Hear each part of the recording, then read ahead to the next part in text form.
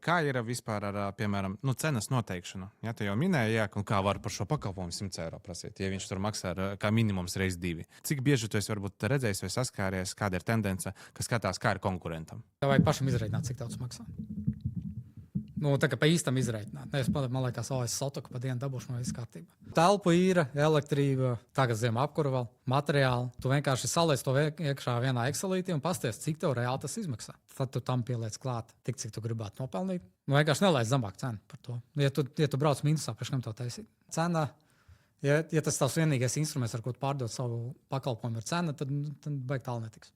Un te ir tā manā skatījumā, galvenā problēma, bet tas nav ekskluzīvi detailingam. Tas ir vispār. Tev jādomā, kā tu pārdos. To, ka tu iemācīsies detailingu, un tu mācīsies, un tev patiks, ar to būs pamaz. Tu iemācījies kaut kādu amatu, tev ir jāizdomā, kā tu viņu pārdos. Ja tu visu dienu nodarbojies ar pulēšanu, tad varbūt tas jādod citam kādam to. Tā ir jebkura lieta, tu izdomā kaut ko jaunu, tev pirmā kārtā ir jādomā, kā tu to pārdos. Nu, jā, daudz sāk ar to, kas man ir, un tad, kam tas vispār ir vajadzīgs. Tam ir jāpievērš ļoti liela uzmanība. Un tad kad tu atradīsi veidu, kā pārdot, tad tu vari, balstoties savām zināšanām, prasīt vairāk naudas. Viena no kļūdām varētu būt, ka bail prasīt vairāk. Tas gan ne tik daudz detaileros to esmu pamanījis, bet tas ir automātiski esmu pamanījis. Kad tu, piemēram, paprasi, jūs piedāvājat klientiem, tur bitumu noņemt no mašīnas. Nē, neviens negrib maksāt.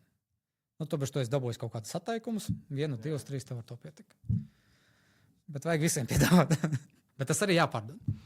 Te ir atkal tas stāsts, ka tas ir jāpārdod. Un es domāju, detailing arī tas pats, tur atbrauc, tev jau ir uzdevums piedāvāt. Nevajag to atteikšanu uztvert personīgi. 100 punktu, ka varbūt lielākā daļa atteiks tev tur papildus kaut kādas lietas, bet varbūt būs kāds, kam tas interesē un tas dara.